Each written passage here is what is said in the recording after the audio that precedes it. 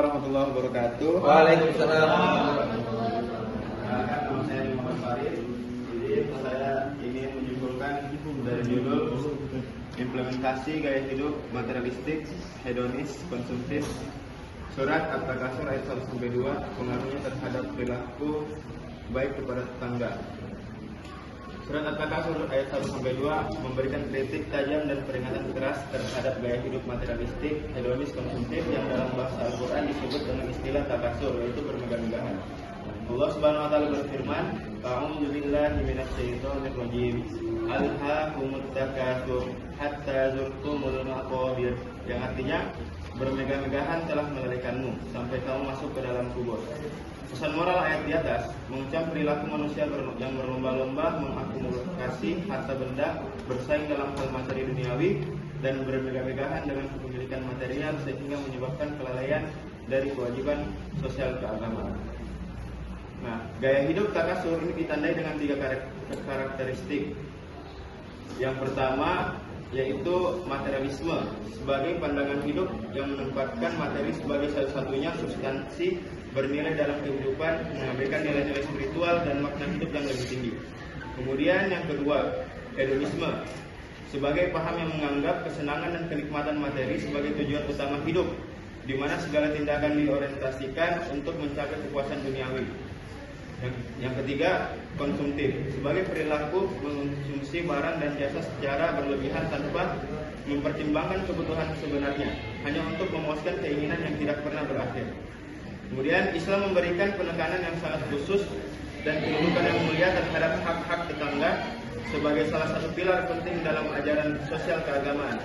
Allah Subhanahu wa taala menyebutkan tentang tetangga dalam firman-Nya surat An-Nisa ayat 36, "A'udzu billahi minasyaitonir rajim. Wa'budullaha wa la tusyriku bihi syai'an wa bil walidaini ihsana wa bil walidaini ihsana wa bidil qurba wal yatama wal masakin wal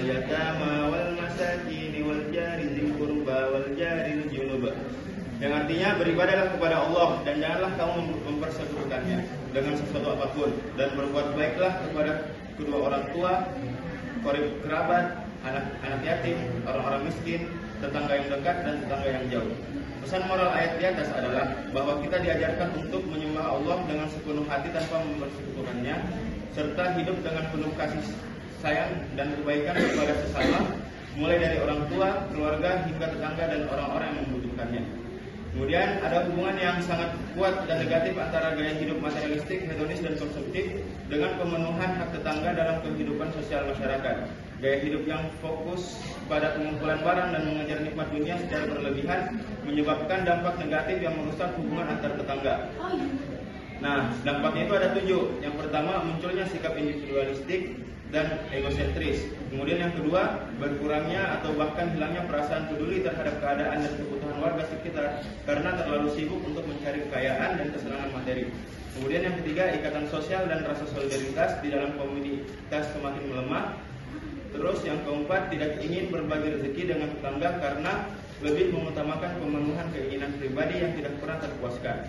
Kemudian pengabaian kewajiban tolong-menolong dalam kebaikan itu tidak lagi dipentingkan.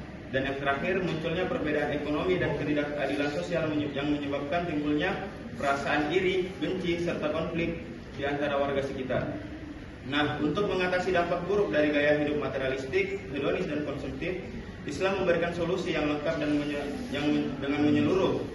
Solusi ini mencakup aspek pribadi, keluarga, masyarakat, dan lembaga. Semua solusi ini harus diterapkan sekaligus dan terus-menerus agar masyarakat bisa berubah dari pola pikir yang terlalu terpaku pada materi. Nah, yang pertama, kembali kepada ajaran Al-Quran dan hadis sebagai panduan hidup, khususnya memahami dan mengamalkan pesan surat At-Takasur ayat 1-2 tentang bahaya bermegah-megahan dengan materi. Nah, kemudian solusi yang kedua, menanamkan kesadaran mendalam tentang hakikat kehidupan bahwa dunia hanyalah sementara dan merupakan sarana untuk mencapai akhirat yang kekal. Yang ketiga, menghidupkan kembali nilai-nilai solidaritas sosial dalam hubungan bertetangga melalui saling menjunjung dan mempererat silaturahmi, berbagi rezeki dengan tetangga yang membutuhkan, dan tolong-menolong dalam kebaikan. Kemudian yang terakhir, solusinya yaitu menggunakan prinsip zakat dan sedekah sebagai alat untuk mendistribusikan mendistribusikan kembali kekayaan sehingga mengurangi perbedaan ekonomi dan memperkuat rasa peduli terhadap sesama. Mungkin itu saja yang bisa saya sampaikan. Assalamualaikum warahmatullahi wabarakatuh.